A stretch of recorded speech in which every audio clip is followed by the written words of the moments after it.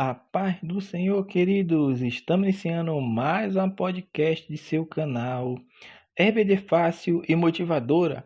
E na podcast de hoje nós comentaremos a lição de número 12, Jovens, que tem como título Zacarias, o Messias, a pedra angular. Amém?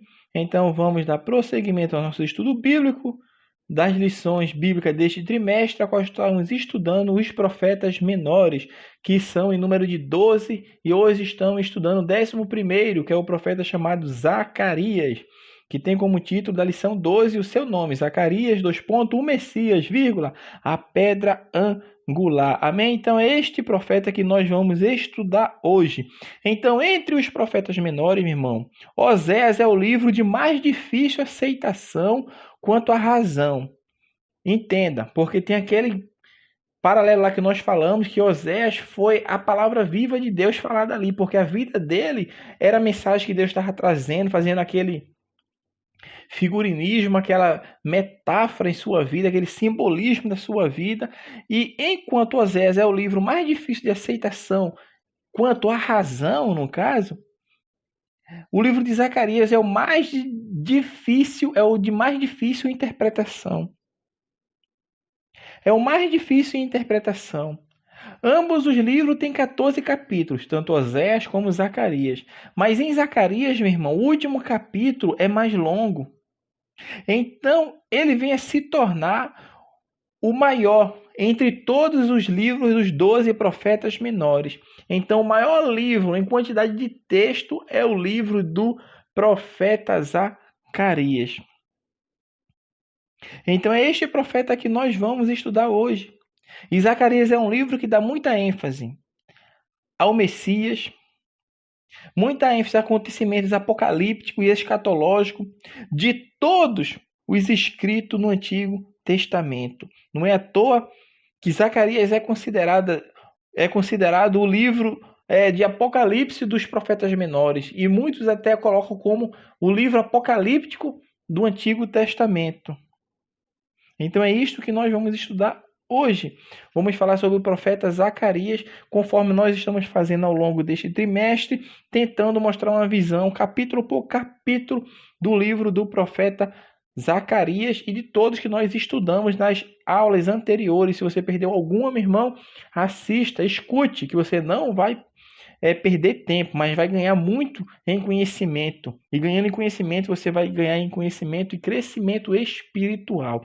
O livro do profeta Zacarias vai falar de 8 visões que ele tem, de 2 mensagens do Senhor, vai falar sobre a profecia sobre o Messias e sobre profecia sobre a salvação de Israel. Então, do capítulo 1 de Zacarias ao capítulo 3, versículo 10, vai ser falado sobre as 4 primeiras visões de Zacarias. E é isso que nós vamos falar, porque, como eu falei, as 8 revelações vão constituir uma base, irmão, ou introdução para o restante do livro. E salienta a sobrevivência de Israel em meio à queda das nações vizinhas. Então, as primeiras 5 visões, ela tem uma mensagem conciliadora, enquanto as 3 últimas têm um aspecto condenador. Então, as 5 primeiras visões, uma mensagem conciliadora, e as 3 últimas de condenação. Então, vamos fazer um fundo histórico sobre o profeta Zacarias e o contexto do seu livro. O nome desse profeta, meu irmão, no hebraico significa o Senhor lembra. Além de arauto de Deus, Zacarias também era sacerdote. Ele era jovem, segundo o 4º versículo do capítulo 2. Ele era jovem. E um dos profetas do pós-cativeiro. Nós falamos sobre isso, que Ageu, Zacarias e Malaquias são os profetas pós-cativeiro. Falamos isso na lição 1 também. E seus escritos são do ano 520 a.C. O tema do livro de Zacarias é o dia do Senhor e a purificação de seu povo. A ênfase está na restauração de Israel, por meio da obra regeneradora do Messias. A visão de Zacarias, meu irmão, foi além da dos outros profetas quanto ao futuro do povo escolhido. O objetivo histórico desse profeta, meu irmão, foi o de encorajar os que voltaram de Babilônia e a continuar a edificação do templo. confiando que Deus estava com ele, conduzindo-os nos seus esforços. O seu propósito profético foi o de apresentar, meu irmão, um retrato do futuro de Israel e sua relação quanto ao Messias. Esse retrato foi pintado com as cores das 8 revelações que Zacarias recebeu de Deus, que vai estar exposta em seu livro, ou seja, no livro de Zacarias.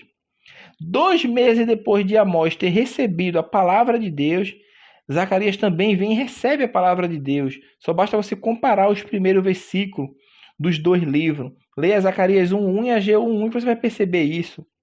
Dário, rei da Pérsia, sucedera a Ciro e reinava naqueles dias. Foi nessa época que o povo judeu retornou do cativeiro e teve início o trabalho de reconstrução, principalmente do templo. A exortação inicial de Zacarias resalta o retorno dos filhos judeus do Senhor. Versículo 4 do capítulo 1. Não sejais como vossos pais. Os pais se arrependeram, mas só depois de serem punidos. Agora uma nova oportunidade estava sendo oferecida, meu irmão, à nova geração, para que se estabelecesse no Senhor. A admoestação do profeta é para que não caia na mesma cilada dos seus antepassados e sofra as mesmas consequências. Por isso ele fala no versículo 5 do capítulo 1. Vossos pais, onde eles estão? E os profetas, acaso, vivem para sempre? Então era alerta que o profeta Zacarias estava dando para o povo. Agora vamos falar sobre as visões. A primeira visão que o profeta Zacarias tem é os cavalos entre as multeiras. Antes de cada comentário, meu irmão, sobre as visões de Zacarias, que nós vamos comentar aqui, você deve lembrar com muita atenção na Bíblia o relato do profeta sobre a respectiva visão. A primeira visão ocorreu no 11º mês do ano 520. Nesta visão, Zacarias viu 3 grupos de personagens em cavalos vermelhos, marrons e brancos a andar entre as morteiras, com um dos personagens montado à frente dos demais em um cavalo vermelho. Observe. O homem do cavalo vermelho que para entre as morteiras e o anjo do Senhor são as mesmas pessoas, que é Cristo. É a mesma pessoa. As morteiras representam Israel ou o povo de Deus. O que são morteiras? São arbustos, meu irmão, comuns lá em Israel, dos quais exalam um perfume agradável. Ela tem flores brancas, seus frutos são comestíveis e a sua madeira é amarelada e muito bonita. Então os cavalos representam guerra, o cavalo vermelho, os marrons pragas e o branco vitória e glória. Os cavaleiros, possivelmente anjos, após percorrerem a terra, anuncia que ela está agora repousada e tranquila. Isso indica que as nações estão gozando tempo de prosperidade e de paz. Israel, porém, não estava. O anjo do Senhor clama a Deus: até quando não terás compaixão de Jerusalém, contra a quais estás indignado já faz 70 anos? Deus responde que está zelando por Jerusalém e que está irritado com os países que agravaram o mal contra ela. Brevemente ele tomará providência e seu povo será restaurado, sua cidade principal reedificada e habitada. Notem as palavras será e ainda nesses últimos versículos, meu irmão, indicando o cumprimento futuro da profecia. Isso nos versículos 16 e 17 do capítulo 1. Em suma, meu irmão, a interpretação da visão é de que Deus, por intermédio de seu Filho, está prestes a intervir ao mundo que se encontra acomodado e indiferente para restabelecer e abençoar sua cidade e seu povo. A segunda visão são 4 chifres e 4 ferreiros. A segunda revelação, meu irmão, simboliza a derrota dos inimigos de Israel. Os 4 chifres, meu irmão, representam forças opressoras. Possivelmente a Babilônia, Pérsia, Grécia e Roma. Ou alguns sugerem seja Síria, Egito, Babilônia e Medo-Persa. Os 4 ferreiros são os agentes de Deus, ou seja, anjos ou homens, que esmagarão os chifres. findando assim suas ameaças e tirania. Essa é a segunda visão. A terceira visão é Jerusalém sendo medida. A explicação da terceira visão, em que a cidade de Jerusalém é medida, mostra que a cidade santa, meu irmão, será grande e populosa. Fala da volta a Jerusalém dos judeus espalhado pelo mundo afora. A população será tão numerosa que se estenderá além das muralhas da cidade. Deus estará no meio deles, habitando e oferecendo sua proteção. Então, este trabalho do Senhor, meu irmão, é tão vital que ele requer silêncio de toda a terra para efetuá-lo. Notemos que durante toda esta terceira visão, um segundo intérprete angelical aparece para transmitir informações ao primeiro anjo que falara com Jeremias, com Zacarias, conforme o versículo 3 do capítulo 1. Observe, do versículo 2, do capítulo 2, versículo 3. Então, o primeiro mensageiro tinha explicado o significado das primeiras duas visões para o profeta. E a quarta visão é Josué, o sumo sacerdote.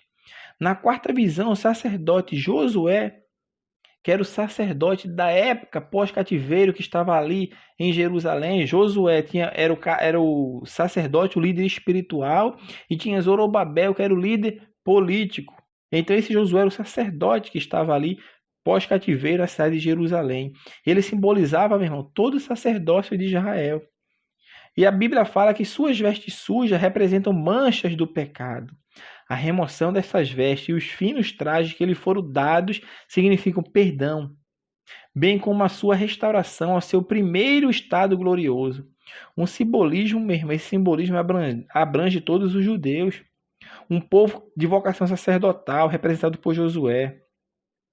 Vemos aí a promessa da purificação da nação israelita. Então, o sumo sacerdote e os homens de presságio, ou seja, os homens que dão um sinal, isto é, protótipo de eventos e coisas futuras, precederão a vinda do renovo, ou seja, o Messias. É a segunda promessa registrada nessa visão, que iria se cumprir em meio ao povo escolhido de Deus. Zacarias, do capítulo 4 ao capítulo 6, versículo 15, vai falar das últimas 4 visões, porque no livro de Zacarias fala de 8 visões, e entre esses capítulo 4 e capítulo 6, versículo 15, vai falar sobre as últimas 4 visões que ele teve. E a quinta visão que ele tem é o candelabro entre duas oliveiras. O que o servo do Senhor vislumbrava nessa quinta visão era um castiçal dourado, completo, com um vaso de azeite, 7 lâmpadas e 7 tubos que estavam entre duas oliveiras. A mensagem principal do trecho, meu irmão, se encontra no versículo 6 do capítulo 4. Não por força nem por violência, mas pelo meu espírito, diz o Senhor dos Exércitos. O sucesso da obra divina, meu irmão, depende da unção do Espírito Santo. Deus, por meio de 2 ungidos, reconstruiria o seu templo em Jerusalém. Então os 2 servos, era Josué, o sumo sacerdote, e Zorobabel, o governador de Judá e responsável pela reedificação do templo, são simbolizados por essas 2 oliveiras. O óleo, obviamente, representa o Espírito Santo. O candelabro é o templo, que por sua vez representa Israel. A montanha simboliza os obstáculos que serão derrubados e não impedirão o avanço do trabalho restaurador do Senhor. Os 7 olhos de Deus significam a perfeição da sua visão, que percorre toda a terra e olha com grande satisfação o empenho de Zorobabel com um prumo na mão. Deus mostra, meu irmão, ao mensageiro que seus desígnios se cumprem quando seus servos são ungidos pelo Espírito Santo e cooperam com o mestre arquiteto. Lançando mão à obra, sua energia vem do Senhor, não de fontes humanas, porque nem por força nem por violência, mas pelo meu Espírito, diz o Senhor dos Exércitos. A sexta visão é o rolo voador. As últimas visões de Zacarias falam de condenação e juízo. Nós falamos sobre isso. As 5 primeiras visões é uma visão reconciliadora. Já as 3 últimas de condenação. E aqui ele vai ver o rolo voante. O rolo enorme que apareceu na sexta visão, meu irmão, representa a maldição ou o julgamento que recairá sobre pecadores. O rolo simboliza a lei do Senhor, que declara que aquele que transgride será amaldiçoado, porque a alma que pecar esta morrerá. Por toda a terra os rebeldes serão procurados, alcançados e expulsos do reino do Messias. Suas casas e suas vidas serão consumidas. A sétima visão é a mulher e o efa. Na sétima visão, o efa, que é uma cesta, significa o mercantilismo e também, como o versículo 6 do capítulo 5 indica, a iniquidade em toda a terra. Somando os dois, meu irmão, o resultado são os negócios ímpios que os comerciantes praticam. A mulher representa aqui a impiedade. A iniquidade é fruto de um coração ímpio. Na visão, meu irmão, o pecado, ou seja, o efa, que é um barril de aproximadamente 22 litros, e a mulher, então nessa visão, o pecado que é representado pelo efa e pela mulher, é transportado à terra de Sineá, pelas duas mulheres com asas. As mulheres voadoras que levam a praga são também impuras. Isto se nota no tipo de asas que tinham. Eram as de cegonha, considerado uma árvore imunda pelos judeus. Elas retornam à Babilônia, porque terra de Sineá é Babilônia, onde se originou a iniquidade e a impiedade. Nos dias de Zacarias, meu irmão, este local era centro mundial de idolatria e perversidade. Contudo, observamos nessa visão a remoção do pecado do mundo, principalmente a ganância e a ambição. E, por fim, a oitava visão é os 4 carros. Nessa oitava e última revelação, o ponto comum entre esta revelação e a primeira é os cavalos. Agora há também cavalos pretos que possivelmente representam a morte. A ideia geral é de que os carros puxados por esses cavalos, que são ventos, ou seja, anjos ou espíritos do céu, percorreram a terra, principalmente o norte, executando os propósitos judiciais do Senhor. Meu irmão, o ciclo das revelações se completa aqui. Começou com o soberano Deus, presta a intervir no mundo, e se encerra com ele enviando seus anjos para julgar as nações. Isto acontecerá no fim da grande tribulação, quando terá início a era messiânica. Zacarias capítulo 6, do versículo 9 ao 15, vai falar sobre a coroação de Josué. A sequência das visões de Zacarias é a coroação simbólica de Josué. Sua coroação representa, meu irmão, sabe o que? A glorificação do Messias, o renovo como rei e sacerdote. O ouro e a prata trazidos de volta do cativeiro por alguns dos exilados seriam usados para fazer a coroa. Uma só coroa com outra sobreposta, daí a expressão coroas. Era uma só coroa com as outras sobrepostas sobre esta coroa, por isso é usada essa expressão coroas, a ser colocada como memorial no templo do Senhor. Não quer dizer que as coroas serão de Elém, Tobias, Jedaías, mas que o memorial será em honra a eles por terem trazido material para a sua confecção. Meu irmão, no tempo certo, segundo o plano de Deus, Jesus realizará o que está escrito no livro de Zacarias, que são atos típicos ou sombra da imagem real. Zacarias capítulo 6, versículo 13. Ele mesmo, ele que é o Messias, edificará o templo do Senhor e será revestido de glória. Assentar-se-á no seu trono e dominará e será sacerdote no seu trono e reinará perfeita união entre ambos os ofícios. Agora que nós falamos sobre as visões do profeta Zacarias, vamos falar das mensagens. Então, a primeira mensagem do profeta Zacarias encontra em Zacarias capítulo 7. No capítulo 7 tem essa primeira mensagem do Senhor, que há quase 2 anos agora se passaram. Só basta comparar o Zacarias capítulo 1, versículo 1 e o capítulo 7, versículo 1, ou seja, ele tem as visões. Aí tem as 8 visões e depois de 2 anos ele começa a receber a primeira mensagem do Senhor. Até que a palavra de Deus viesse novamente a Zacarias, passou esses 2 anos. Desta vez o Senhor não recorre às visões, não, mas às mensagens diretas. Os assuntos das 2 mensagens específicas são: essa primeira mensagem, a repreensão a Israel por seus falsos motivos.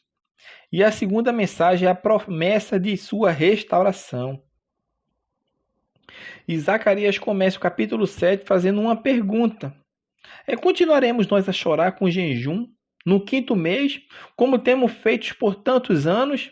A pergunta é feita por um grupo de judeus de Betel, representados por Sarezé e Regimeleque, que eram líderes da comunidade, os sacerdotes e profetas em Jerusalém.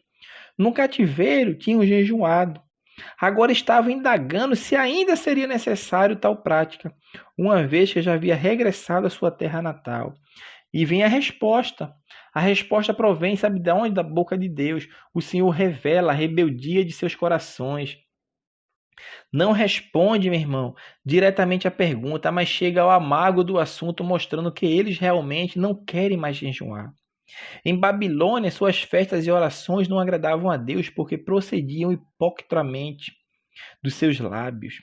Os seus jejuns não tinham valor e continuariam deste modo caso não mudasse de atitude e permitisse que a misericórdia e a justiça reinassem em seu meio.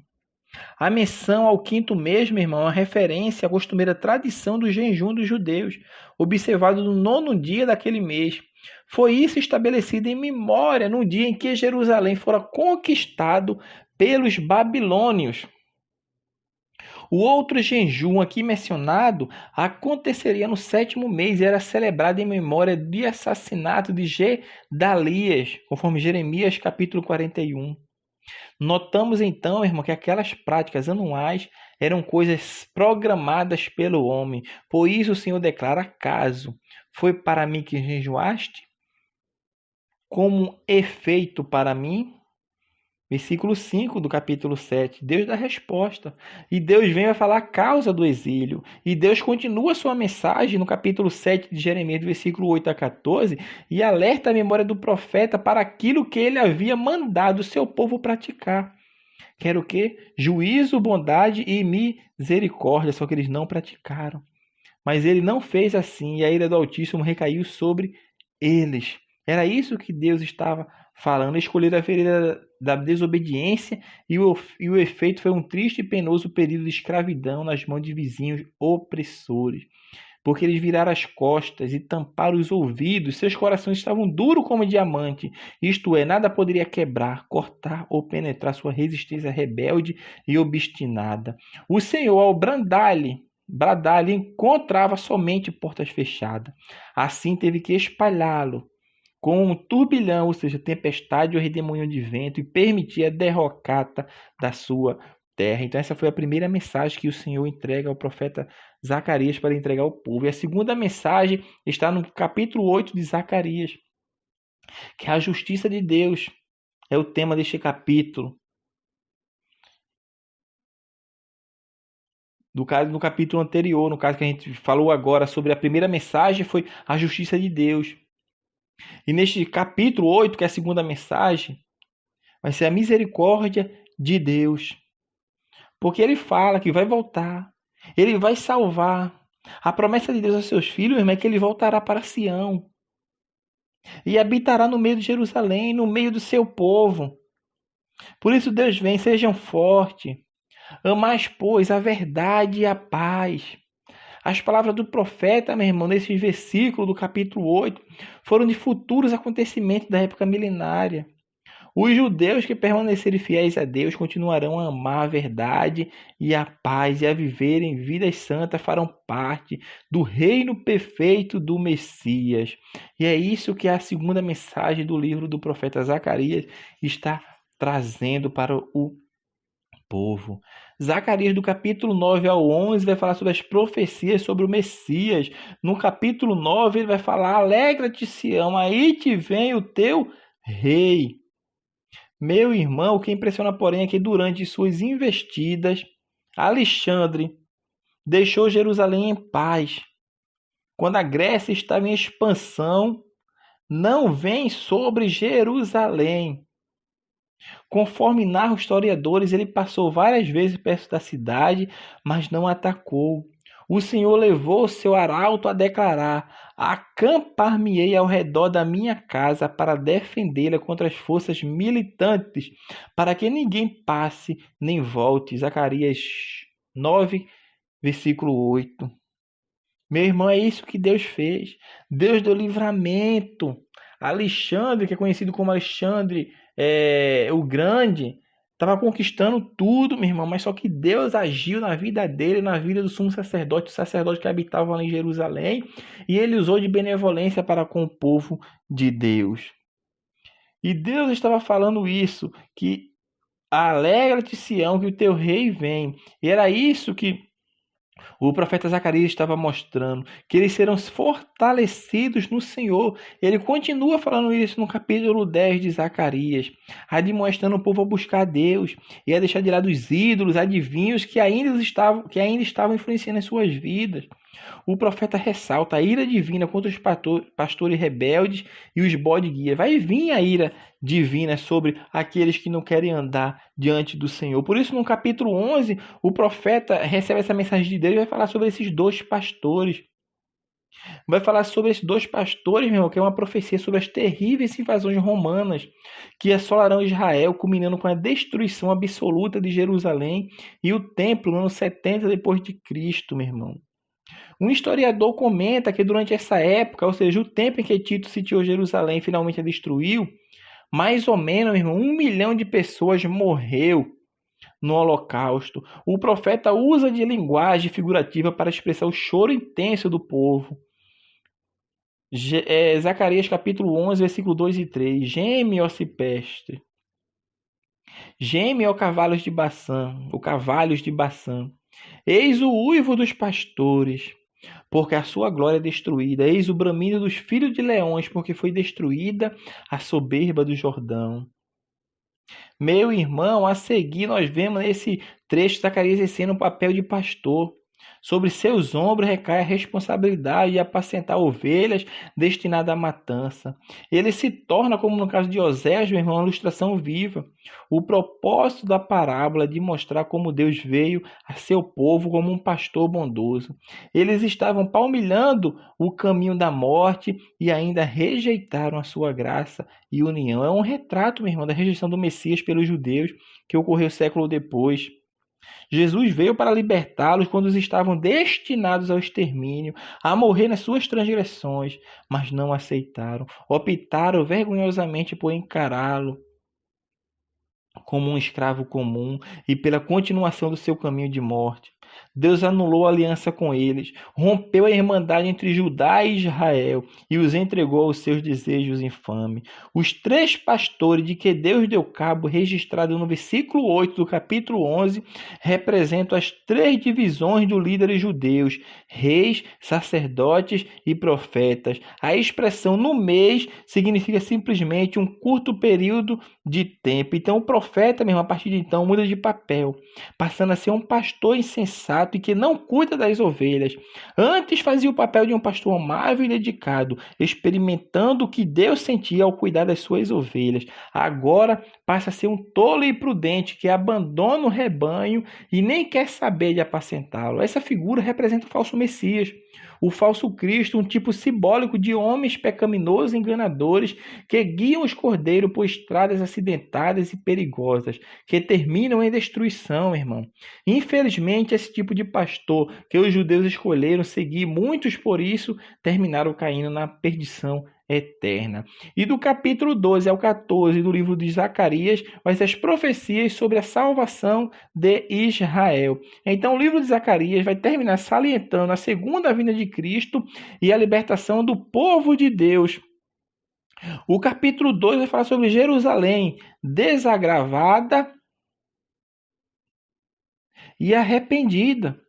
E o tema do livro alcança o seu auge nesse trecho, porque o dia do Senhor, que se segue ao arrebatamento da igreja, prevalecerá durante toda a grande tribulação. Começará então a salvação de Israel. Os primeiros 9 versículos do capítulo 12 ressaltam a vingança do Senhor contra os adversários de suas ovelhas, meu irmão.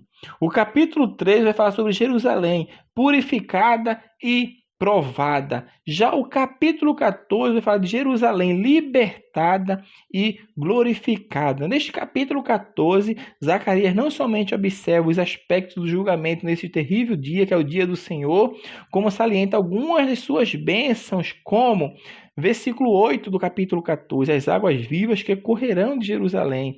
Versículo 11 do capítulo 14, a ausência de maldição e a segurança que haverá na cidade santa. Versículo 14, do capítulo 14, as riquezas vindo de outras nações que serão ajuntadas na cidade santa. Versículo 20 e 21 de Zacarias, capítulo 14, não haverá mercador, ou seja, cananeu, pessoa imunda na casa do Senhor, e o seu reino será caracterizado pela santidade. Então, meu irmão, a magnificência do novo centro governamental do Senhor vê-se no versículo 10, onde Jerusalém será exaltada e habitada no seu lugar. Tudo em volta será transformado em planície. A cidade santa será elevada e será um ponto central, acima de todo Israel. Nisso, meu irmão, observamos a futura exaltação da cidade de Deus, ou seja, Jerusalém, liberta, glorificada, cheia de santos, a nova capital da teocracia eterna, do Rei dos Reis e Senhor dos Senhores, o Senhor dos Senhores, o grande Deus Jeová, Jesus Cristo, que vai estar reinando na terra nesta época. Amém? Faz necessário, meu irmão, os irmãos lerem os capítulos para compreenderem, porque nós aqui não daria tempo de estar lendo os versículos, capítulo todo. Por isso nós comentamos a lição por capítulo, para que os irmãos venham ler e a entender. Então, nós estamos encerrando nossa podcast de hoje e comentamos a lição de número 12, Zacarias, o Messias, a pedra angular. Amém? Que Deus abençoe os irmãos e até a nossa próxima aula de subsídio